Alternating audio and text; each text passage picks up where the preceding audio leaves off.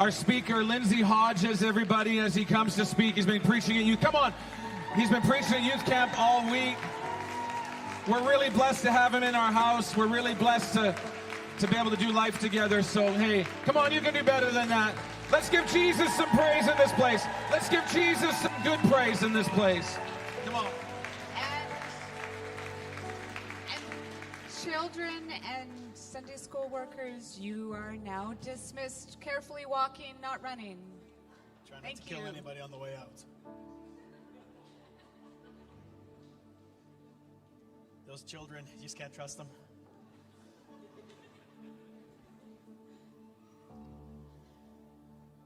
That's good. Lily, you're the greatest, by the way. Come on.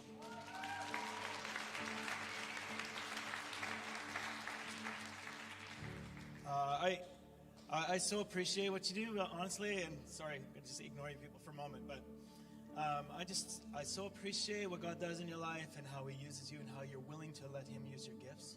Because I've been in this space lots, so I get it.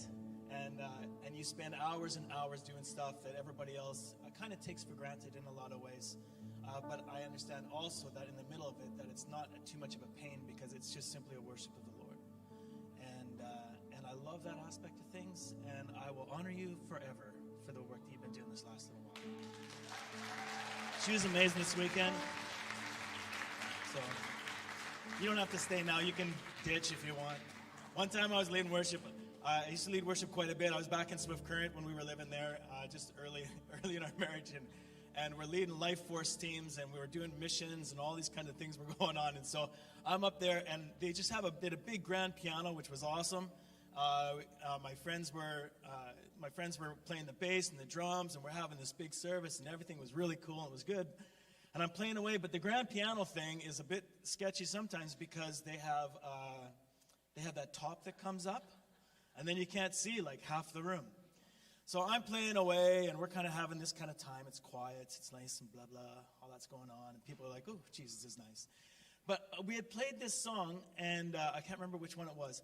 One of the girls that was in our program, a friend of mine, she had said, the Lord had spoken to her and said, listen, if they play this song one more time, you need to go up to the front and dance across the front in worship. And we started to play the song one more time. So she comes up and she starts dancing. We hadn't started singing it. I'm just playing it. It was just playing the music. And she's dancing. And I'm playing away, and I'm kind of in my own world. And then all of a sudden I'm like, well, you know what? I think I'm just finished. So I just stopped. I couldn't see her. I had no idea she was up front. She's up there doing this.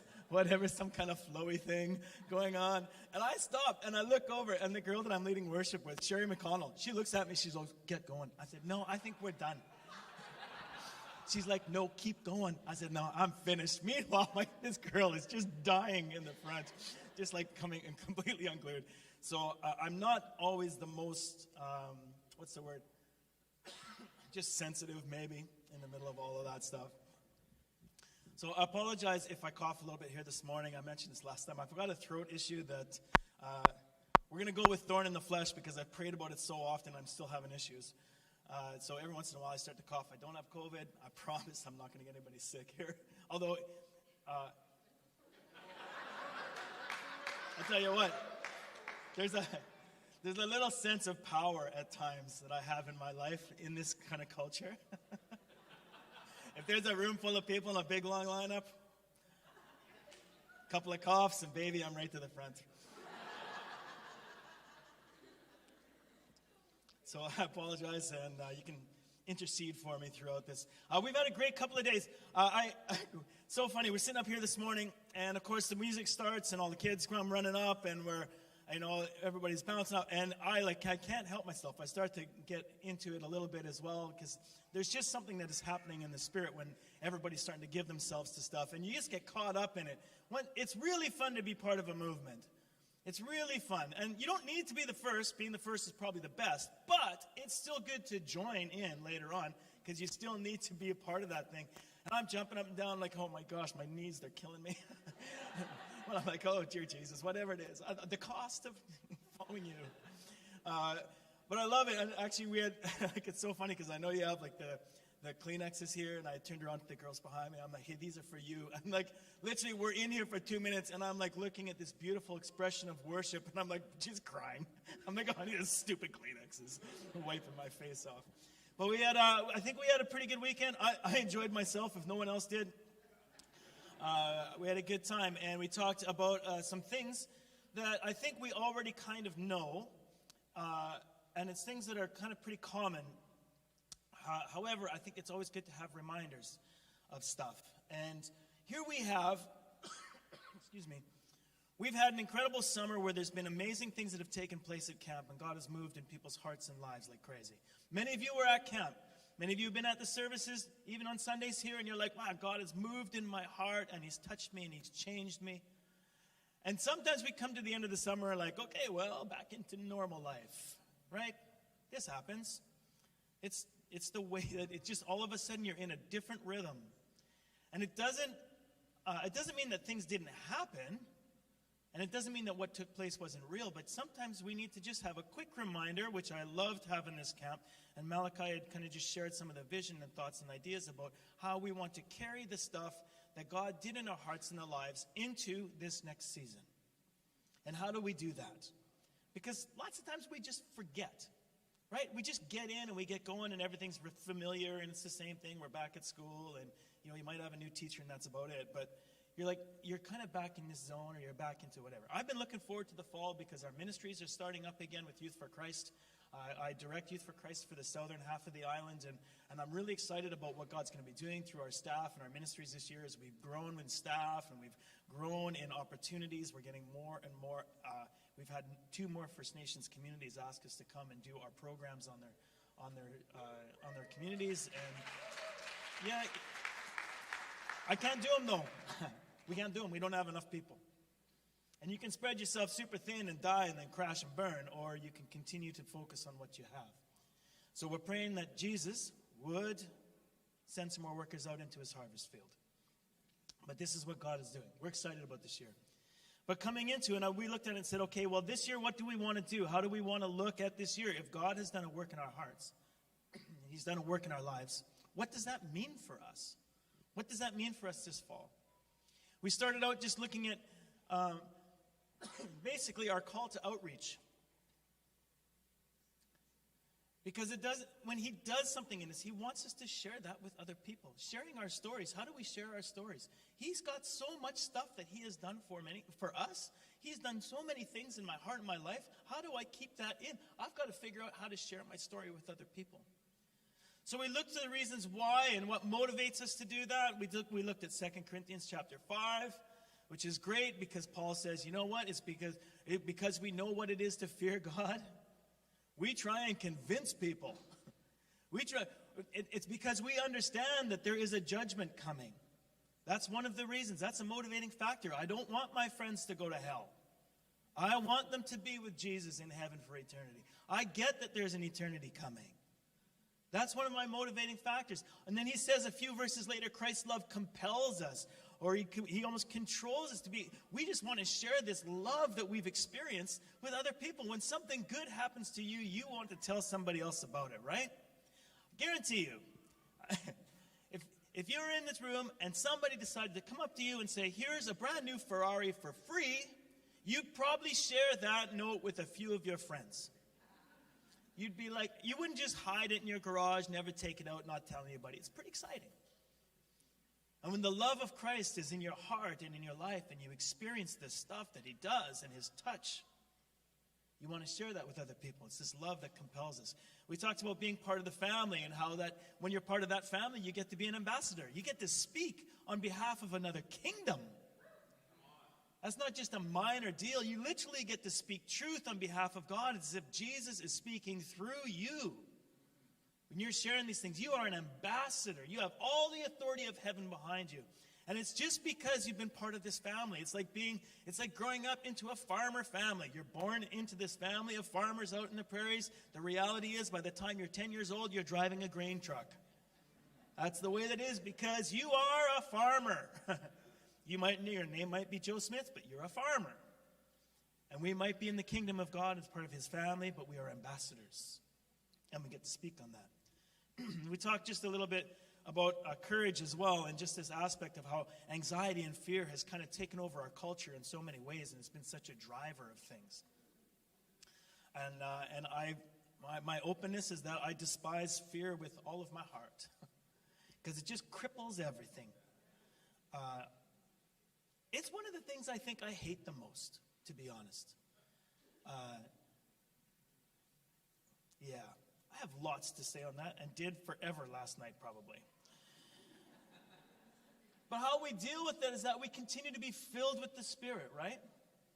We ask the Lord to fill us. If you are filled with the Spirit, that fear starts to leave, because the fear can't hang out with the Spirit, because it's the opposite of Him. So when you're filled with the Spirit, and Ephesians says, keep on being filled, keep on being filled. That means that we can ask in the morning when we get up, God, can you fill me with your Spirit? We can say it at breakfast. We can say, fill me with your Spirit. I don't want to get on the bus. It's freaking me out. I don't know why it's freaking me out, because it's just yellow, but I don't like it. I need your Spirit. Fill me with your Spirit. Give me your courage to step onto the bus. Give me your courage to step into the school. Give me your courage to open my mouth and speak about the things that God has done in my heart and my life. We can say it all throughout the entire day. Continually ask. And I guarantee you, if you ask the Lord to fill you with His Spirit, He will do so, because that's one of the prayers He really likes. He really likes that one. But in all of that stuff, when we submit ourselves and we say we're willing to share our stories and we ask Him to fill us with our Spirit, there's a cost involved in this. And Jesus talks extensively about the cost of following Him. We give up our autonomy. We give up our independence. We're no longer in charge. He is. And sometimes when He asks us to do things that we find difficult and uncomfortable and hard, is because it goes against what our flesh really wants. It goes against what our human nature wants, but in the end, it's in our best interest, and it is for the sake of His kingdom and His glory, not ours. There's a cost involved, and it's okay to count the cost ahead of time. But I want to have, and I know I don't live this way, but I really want to live this way, that I would live with no limits to the cost that I would give to Christ. No limits. That's what He's asked of me. There was no limits to His love. There was no limits to His sacrifice. There was no limits to what He did for me. He paid a cost that I could never pay, as the song goes. If that's the case, I can give myself back into that. For some of us in this room, we've had children. You might know something about cost when you have kids. I had no idea what this was going to cost me. No idea at all. What it was going to cost me emotionally, what it was going to cost me financially, what it was going to cost me in my character, everything. And I was like, we thought, look at these cute little babies. They're just so lovely. Why don't we have one? No concept of thinking ahead here. No thinking, wow, maybe this will happen. I mean, I've worked with youth my whole life. You'd think I'd have at least half a brain when it came to what was taking place.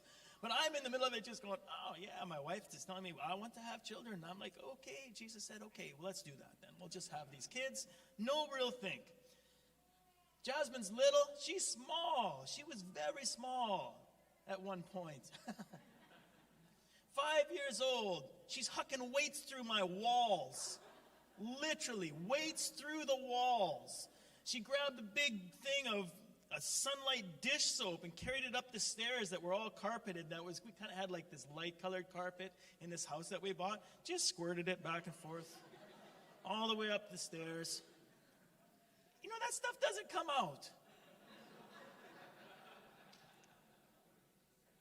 It's pretty frustrating. And even if you can clean it out, you still have like a white line going all the way up there. The millions of dollars that we spent in gas, taking them to appointments and things, oh my goodness. I had no idea. But obviously the benefits outweigh the costs when it comes to this stuff. We love our kids. Having them at sometimes, having those kids it's been difficult for, my emotional bank account, let alone my financial one. But the benefits far outweigh it. The benefits far outweigh it. And when we look at the kingdom of God, it's the same thing. There's a number of costs that He asks us to kind of live by. And when we actually count those costs and we actually embrace those costs, the benefits far outweigh what we thought it was going to be. I'm going to read quickly from Luke chapter 14, verse 25.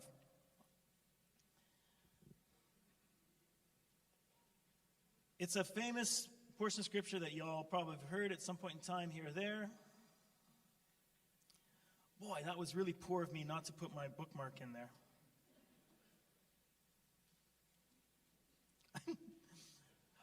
I like church, but church is kind of funny sometimes because you feel like you have to, do things a certain way. And I feel like it should just be like at home when you can yell at your family. You can't tell me you don't yell at your family. Don't give me that. I know it's happened. There might be a few of you that are super nice and you're like, oh, we're just so gentle. But most of us live in a real world.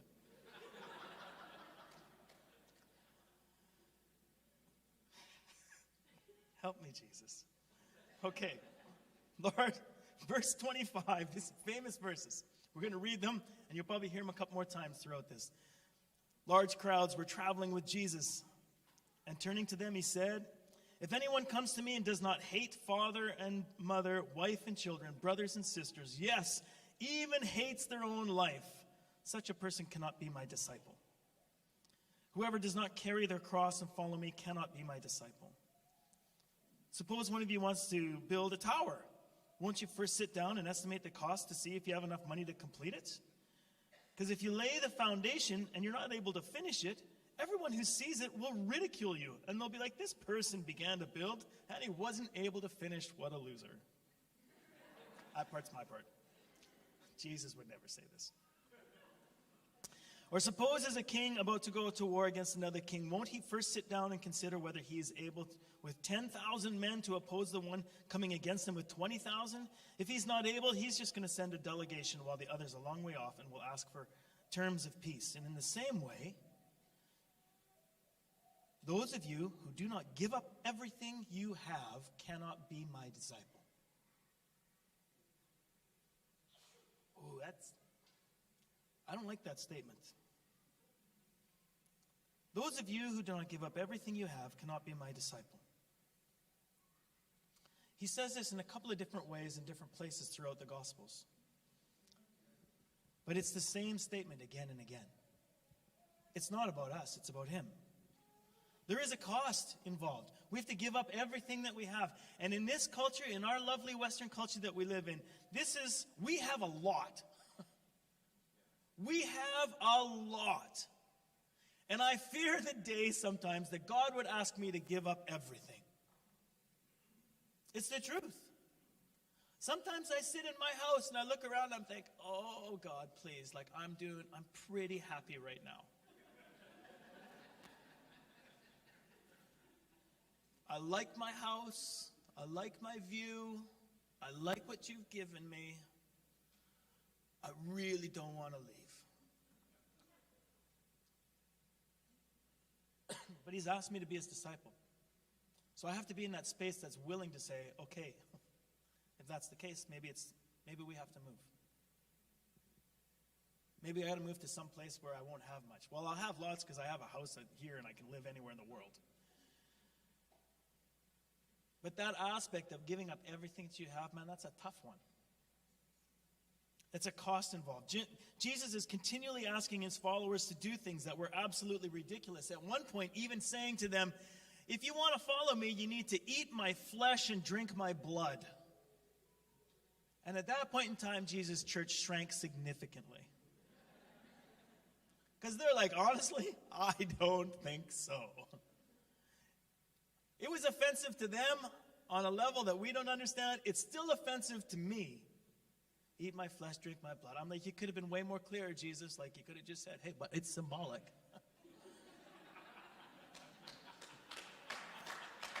But he didn't.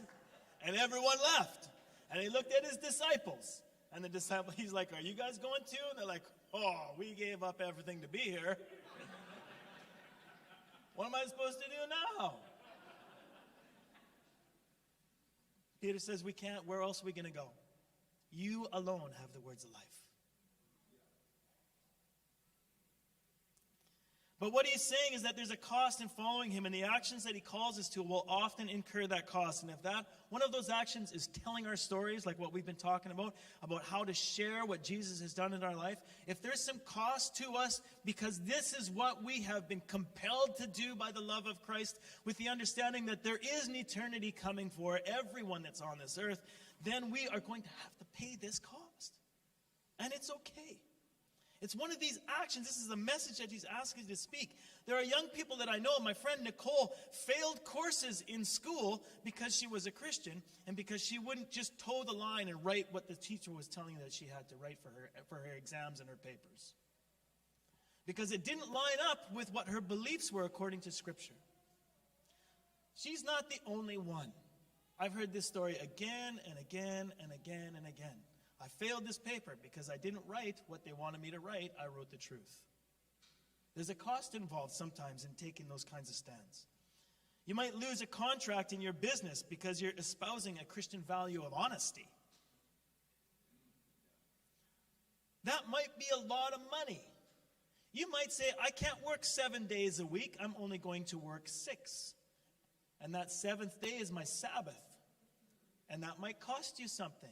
But it's not a cost where we're looking at it going, oh, it's such a hardship. Because the cost that we incur is one of worship. It's one where we say, God, because you have given me everything, everything is yours anyways. You might lose your reputation, or you might lose your friends because you're not being ignorant in a group that's being ignorant to somebody else. And it's simply because of the message of saying, you know what, this is not what Jesus would do. He loves me, he cares for me, and he cares for this person as well. You know the guys, I don't know if it's still the same, I'm sure it is. There was a guy in my school, he was a total, what's the proper word? Socially challenged. We'll go there. And that's nicely saying it. And these guys were bugging him like crazy. And they're giving him a hard time. He got bugged, he got bullied all the time, everything was rude. You know what, I didn't step in, it was super ignorant of me. I never stepped in for Philip. And instead, Philip just got run over again and again and again. One day, one of my other friends who does not know Jesus stepped in and told these other guys to back off and leave him alone. That's my job. That's my job as an ambassador, to speak life into Philip. I failed in that situation. I pray that I don't fail like that anymore in my life. I mean, I can go on.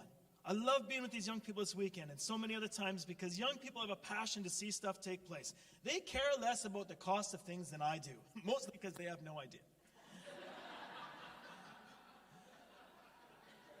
Guess what? The gas isn't free. Who knew?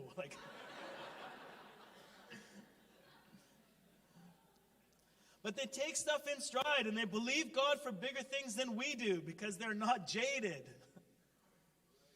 They're not caught up in all the trappings of culture and this culture of comfort that we live in. And the beauty of this and the beauty of us as parents, and I am speaking primarily to parents and people that are in authority of some sort over youth, we can say this, we said it millions of times here this morning, this is a family, therefore we raise people together, okay? We raise people together. You always have an opportunity to speak life into people and encourage and bring them into a new place. You will always have, you don't need to be ignorant. And by the way, if you look at someone, you're like, oh, that guy's doing something. Don't talk to the kid about that. Talk to somebody else, maybe like their parent or something like that. If you can actually have the guts to do that, that'd be great. But we're raising this new generation of people together. We are all family here, and as parents, the beauty of this is that it's our job to release them and encourage them and empower them with the messages that they have of the stories of what Jesus has done in their life. This weekend, these guys were practicing sharing their testimonies so that it would be more normal for them to do the same thing when they get to school here in a couple weeks. We're practicing stuff with each other. We're saying, and while we're doing that, we're blessing Jesus because we're giving this incredible testimony of who God is in our lives to each other. That's an exciting thing to me. We start out with the best story of the week every week at my staff meeting. That is what we start with, nothing else. We step into our staff meeting. I got way too many staff now. It's taking forever. And these guys all have good stories, and sometimes they try and sneak 2 or 3 in, and it just takes a long time. But we start with the best story of the week because we want to testify of who Jesus is, because not only is it encouraging for the person that's telling the testimony and exciting for them to say, this is what God did, but for the ones that had a difficult week, they look at it and say, maybe that's possible for me. So we start with these testimonies. I love it. But it's our job to get these guys into a place where they're so encouraged and so confident in telling their stories with their friends, because that's where their mission is. Whether it's their friends or their soccer team or their club or the homeless or the addicted, the hopeless ones, the lost, the ones you think are dangerous.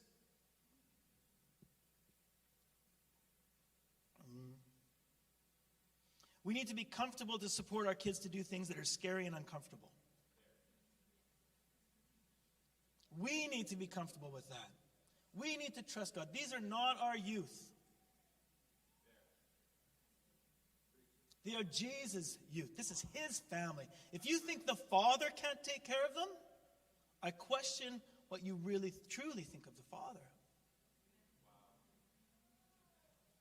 We need to be comfortable putting them in these situations that are difficult. You know what verse that strikes some fear in my heart? Luke 17, Jesus says, anyone that causes one of these little ones to sin is better off with a millstone tied around his neck and hucked into the ocean.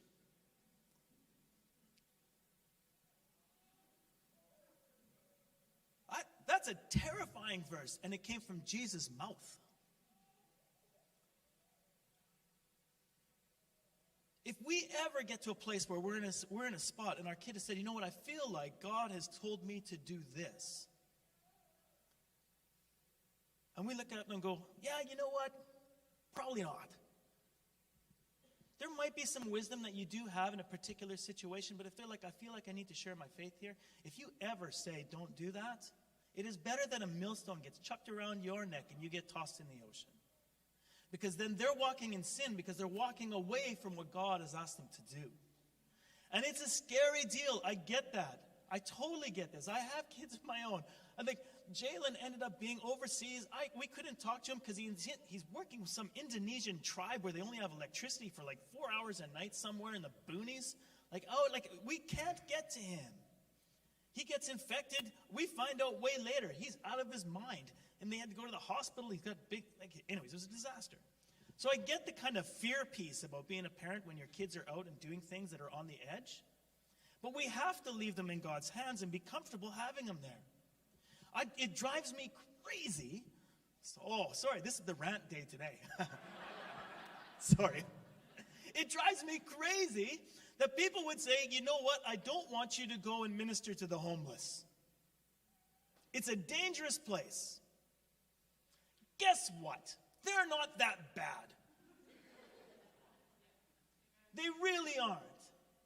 In fact, many of them look out for each other. Now, there's some issues in there. Don't get me wrong. We do a ministry with the homeless in Victoria. I understand a lot of the ins and outs of that business and all the stuff that takes place with it.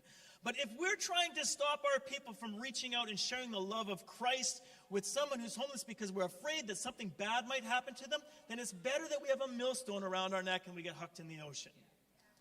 And that's super extreme, and it really grates on us, and I totally get it, but oh my goodness, this is where it meets the road, right, with our kids and with our family.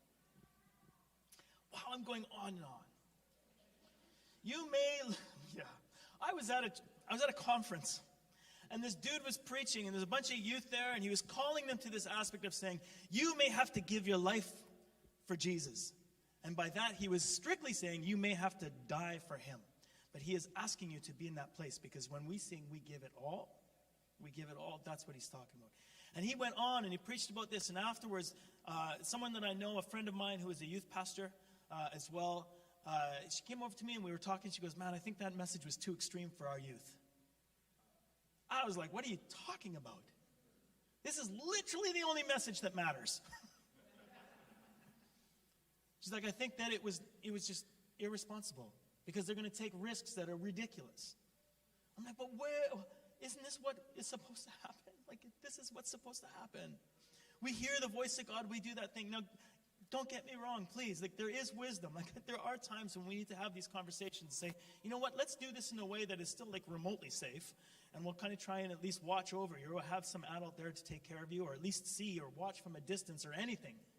I don't care what it is, but let's at least encourage and empower our young people to share the stories that they've been practicing with each other, with those that need to hear it most. And those guys that are the scariest are the ones that we need to go to. In the same way, those of you who do not give up everything, you cannot be my disciple. Remember that verse? We just read it. In 2018, there was a young man. I'm going to say his name was Alan Chow. He's on Wikipedia. He's famous. He went to a college in the States. And then he joined some missions programs and went on a bunch of missions trips and things like that. And eventually, he felt, now, there's a lot of stuff written about this dude. So you can kind of eat the meat and spit out the bones on it. But he felt that God called him to go minister to a tribe in the Indian Ocean that lives on an island called the Sentinelese. Now, this little tribe that's in the Indian Ocean, the island is owned by India.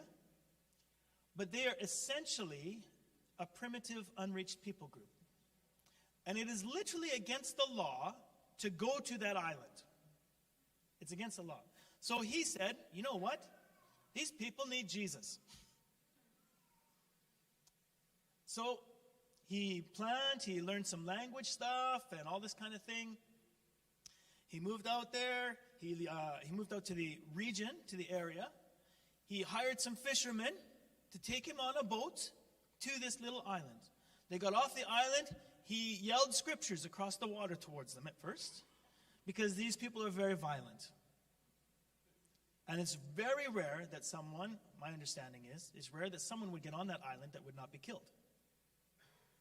So you're not allowed to go there. They want to leave them kind of in their primitive state. They don't want the world to infect what they're doing and who they are. They just want them to continue on.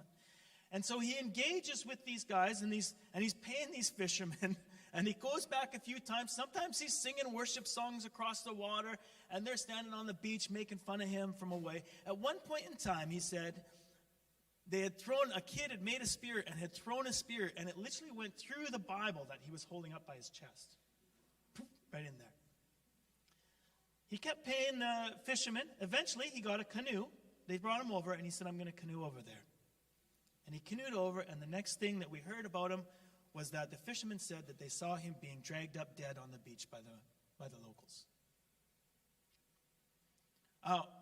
If this is your kid, are you excited about this?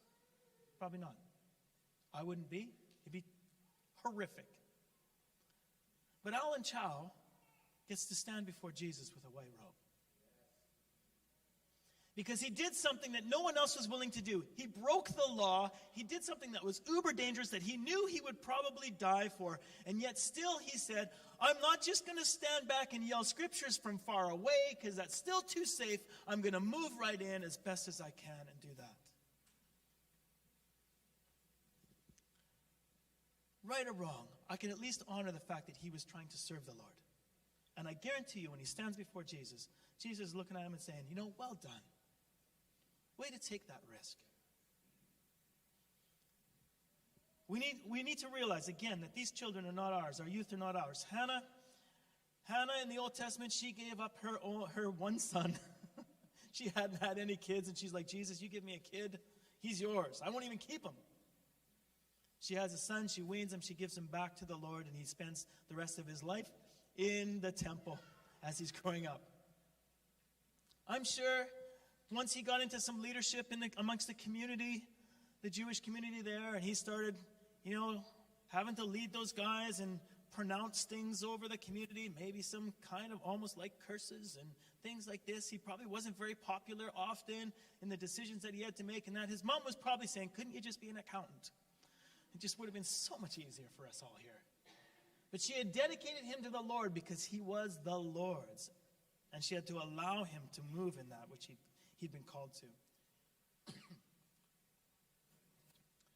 I think that sometimes in our culture now, our kids and our youth have become our gods. They take His place in our lives, and they are prioritized to the place where our first priority is making sure that our kids have everything they want and everything that we want for them. And I know this is difficult, but so often we prioritize, and I've done this as well. Please understand, I'm walking through some of these things. We prioritize their sports over church and youth groups. We prioritize school over mentorships and mentorship relationships with older people that can speak into the life about Christ. We prioritize their feelings about whether they want to go to church or youth group or hanging out with Christians over our comfort level with some kind of conflict that might take place in the home as a result.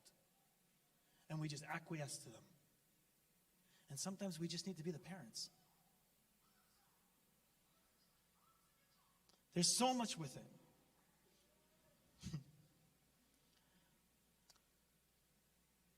It's okay to be the parent in it, to put them in situations that'll benefit them. And it's okay to pray for them. And it's okay to count the cost on that level and say, God, whatever it is that you want me to do, I will pray, I will intercede, I will fast, I will spend time doing whatever it takes to see my young person meet with Jesus. I will empower them, I will encourage them, I will strengthen them, I will challenge them, I will bring them, I will do things with them. If it takes me to walk alongside and make that to happen, or if I can actually hire someone else to do that same thing for them, then that's what I will do, because I need someone to speak life into my kid.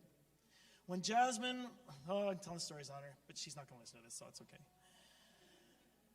When Jasmine was 14, 15, 16, she was tremendously suicidal, my daughter. She tried to kill herself multiple times. More times than I knew for a long time. And at one point in time, it's not that we were at the end of ourselves, because she was still, she was in the hospital for 7 months. I told you about that before and that. But we still had good relationship and things. But I thought, you know what? We need someone else to speak into her life, because she only has me and Shelley. And Shelley and I were talking about it, and the counselors were telling us about it. And so we hired someone to spend time with her. We went to a local church and we said, hey, is there a young adult here that can spend some time with our daughter and speak life into her? Because she needs to hear it from somewhere else. And we should be, I don't mind doing that. We literally paid her to hang out. It cost us some money. But it was well worth it. The cost was worth it. To have someone that would speak into her life. Whatever it is that we need to do, we should be looking at this next generation and saying, how can we propel them to do greater things than we did? There is a cost involved when we follow Jesus. There's a terrifying cost involved when He asks us to do things. It's not just about all what we get, but we do get great things. There are wonderful things that come with our relationship with Christ. You get peace, but really, you really only understand peace when you're in a storm. So there is a cost involved. There's a spiritual warfare that's taking place over our lives. But there is hope. But really, you only need hope when you're in dire situations and circumstances. That's when it means the most. When people look at you and they're like, how are you functioning? You're like, I don't know, I've got this hope. It makes no sense. It comes from the Lord. You only need healing if you've been sick or have a disease. But healing is great, and it's there for us. But it's these times of trouble, there's costs involved. Freedom, we only know true freedom when we've been imprisoned. My brother went to jail. He did some dumb things. He went to jail for a few months. He came out of jail. We went for a walk. I said, what's it like to be out now after a few months? It was 3 months, I think he was. I said, what's it like now? He said to me, and he's not a man of a lot of words, and he certainly isn't very deep. But he looked at me and he said, the grass is greener and the sky is bluer. And I was like, fair. That speaks volumes about what it means to be imprisoned and then to be set free. And this is our message, this message that we have asked the Lord to fill us with His Spirit for. Asking God, just like the early church did and how Paul did, to fill us with boldness, to be able to preach this message. Paul asked, we talked about this last night, Paul asked to be filled with boldness so he could preach the gospel properly. Like Paul, that guy, the guy that wrote a whole whack of the New Testament. He's like, I need you to pray for me because I need boldness. I don't want to be holding back at all. I need boldness in this situation. Because this message changes us and it changes our young people. And let's believe that God can put them in places where they will succeed and see the kingdom of God expanded. Because God can use us as we count the cost, and God can use them. This is what our young people are capable of. It's one of my favorite stories that I heard a few years ago. Youth for Christ has bases all over the world. We were in, I can't remember how many countries, 100 countries or something. We have a Youth for Christ chapter in Lebanon. So sometimes it's easy to get mixed up on what the Middle East looks like. Lebanon's on the water. Syria is right behind it. And if you remember a few years ago, there was incredible strife within Syria. They had the civil war going. The government of Syria was involved. The Taliban, ISIS, Russia, the U.S., everybody was involved. And everybody's killing everybody, and they're all it's a disaster. If you look at the pictures on the internet, you realize that their cities were absolutely obliterated. There was bombings all over the place. Syrians were trying to escape. You remember we said, oh yeah, we're going to take 40,000 of them here in Canada, right? We'll take them as refugees. In the middle of all of this chaos and everything that's going on, these two young men escape Syria. They're literally from like days and days walk. They come through, sneak their way out of there. They don't get killed. They sneak into Lebanon, and they connect with the Youth for Christ Lebanon group. They have some conversations with them there. These guys say, you know what, we'd like to work with you and disciple you, which is first of all a miracle because Syria actually had tried to obliterate Lebanon because they wanted access to the water just previously. And now Lebanon is being asked to house all these refugees from the people that just tried to kill them. And these two guys come in, and Youth for Christ chapter there says, yeah, you know what, you can stay with us, hang out with us. They talk with them, they disciple them, they walk through a few things with them over a period of a number of months. In that time, these two young men say, you know what, God is calling us to move back into Syria. They come out of Syria. They get trained in the gospel. And they say, our people need to know this message of hope and life. And these young men sneak back into Syria. Literally, they're sneaking back in. They're tracking through there. They're trying to find their way back to their hometown. They get back to their hometown, and they start to talk to some people in there, and they lead a 17-year-old young man to Christ. And in this 17-year-old young man is taking place in that country. The army comes in, or one of the armies comes in, and grabs this 17-year-old kid and takes him out of the home in a case of mistaken identity. They wanted his brother, but they grabbed him instead. And they grabbed him and they took him off and they shoved him in prison, which, if you knew anything, is a dangerous, horrifically awful place. And so this Christian 17-year-old stuck in this ISIS and Taliban-led area is now in their prison. And he's not even supposed to be there. So these two guys are like, oh no, this kid has been taken off to jail. We need to gather the church to pray. So they go and they find those other ones that they knew who are Christians in the area. And they start to pray like, let's pray that this guy gets out, because if he doesn't get out, he's never getting out and he's stuck there for the rest of his life. They start praying. Miraculously, they go to the authorities and they tell the authorities, you made a mistake. You need to get this kid out. It doesn't go over very well with those kinds of people when you tell them you made a mistake. They're not going to say yeah, but they start to look at it and they go, you're right, we got the wrong kid.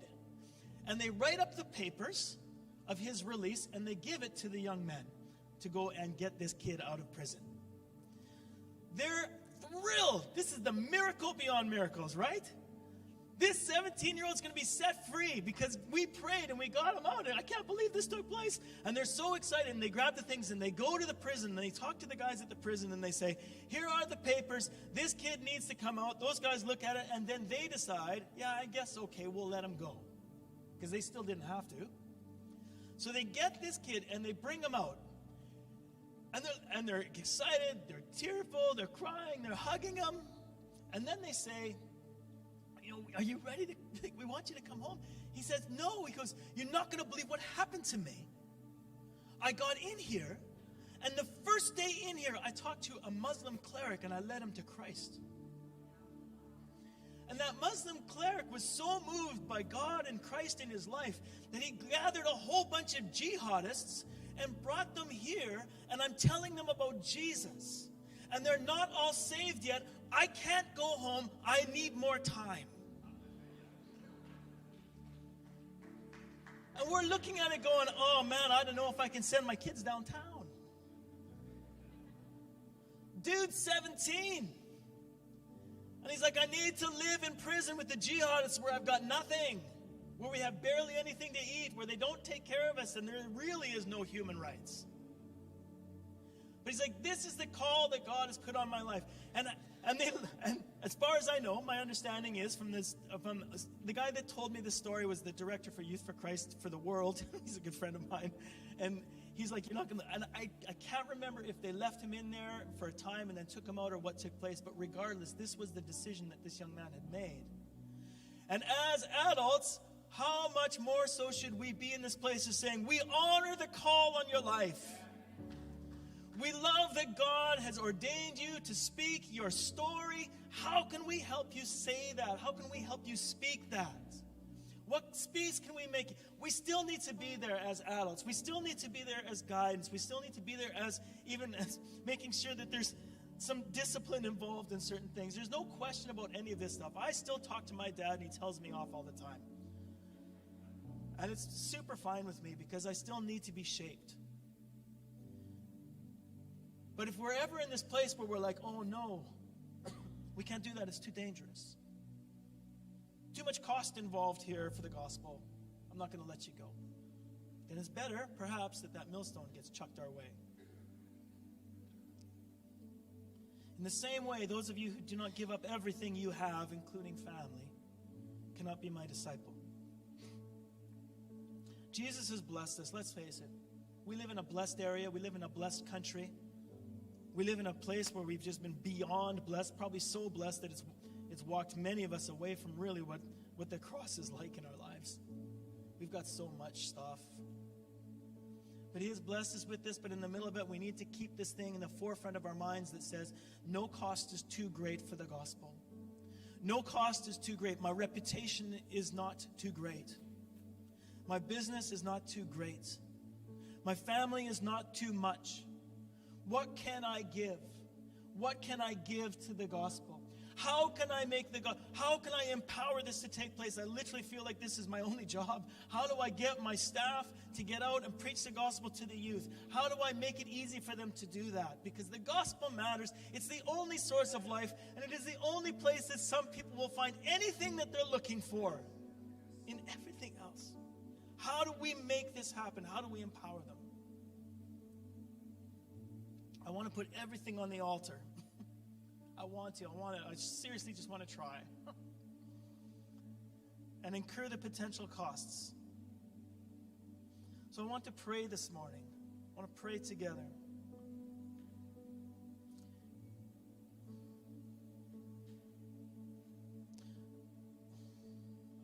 Maybe just first, you guys don't, maybe some of you guys are in here, your first time ever being in this room. You're like, oh, I thought I'd drop by here. This guy's nuts. But I just want you to know that the only reason I feel like this is because I know Jesus. He's forgiven me of all of my sin. He died on the cross for me. He rose again from the dead. He's given me new life. He's given me purpose. He's done all the good things in my life. I've seen him heal me. I've seen him heal other people. I've seen him change who I am. And he can do the very same thing for you because your sin is the thing that's in the way and it just needs to get out. And maybe you're in here, it's your first time. You're like, I've never even thought about becoming a Christian, but for some reason I found myself here this morning. And I just want to say, you can make that decision literally right now and just say, Jesus, I give you my life. I put you in charge. You can do this today. You can do this when you go home. You can tell God, you know what? I've screwed up. I've made my share of mistakes. I've sinned. I know I've done things wrong. I ask you to forgive me, and I put my life in your hands. And that's really the only thing that the rest of us have done. We put our life into his hands. We put him in charge. And with all of the life of Christ and the love of Jesus that compels me to this, I beg you to make this decision. Because he is truly the only real thing that you need.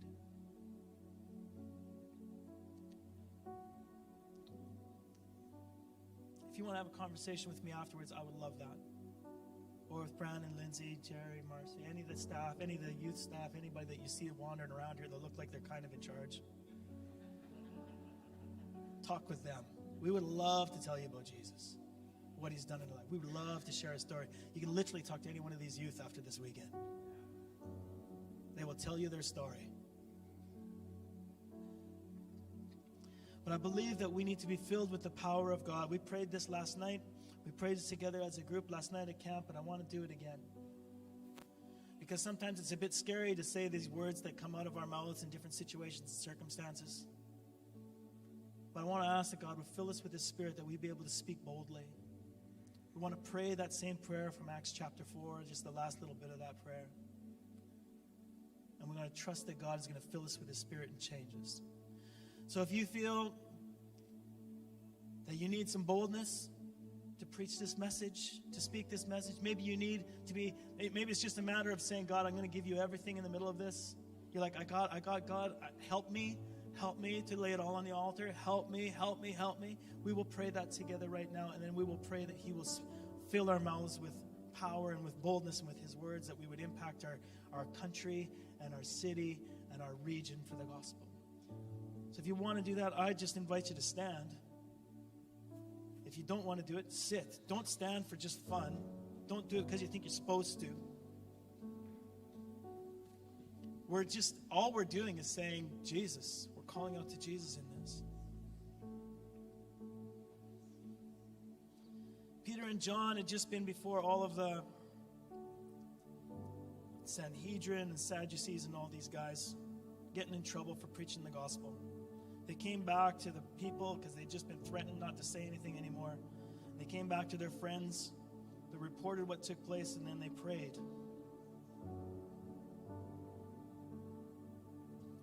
I was going to read their prayer out. It said, Sovereign Lord, you made the heavens and the earth and the sea and everything in it. That's what you've done, God. You spoke by the Holy Spirit through the mouth of your servant David. Why do the nations rage and these people just plot in vain? Kings in the earth, they rise up. The rulers band together against the Lord and against His anointed one. They continued to pray and even remind the Lord of what took place. Indeed, Herod and Pilate met together with the Gentiles and the people of Israel, and they conspired against your holy servant Jesus, whom you anointed. They did what your power and will had decided beforehand should happen. And this is God. This is our prayer this morning. This is our prayer this morning, Lord. This is our prayer this morning again. Now, Lord, consider all their threats and enable your servants to speak your word with great boldness.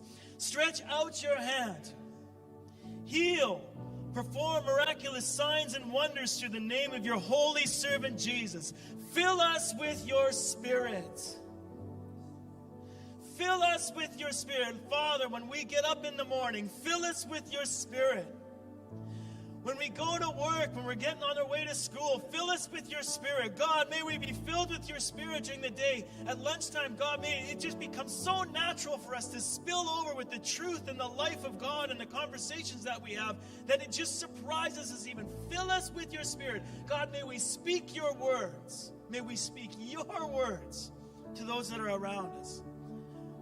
When we're going to bed at night, God, fill us with your Spirit, that our dreams would be of you.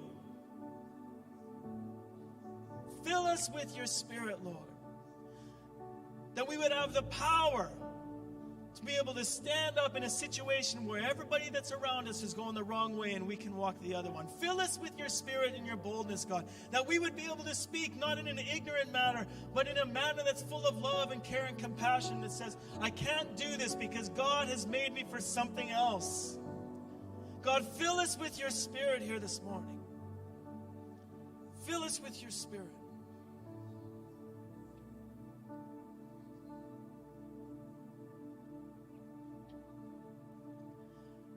And for everything that we have, God, we try to lay this down at your feet. Everything you've given us, we drop it back at the foot of the cross. Our families, our jobs, our stuff. God, we just try and leave it at the foot of the cross here. And in your grace, Lord, would you let us know what we're supposed to do with it all?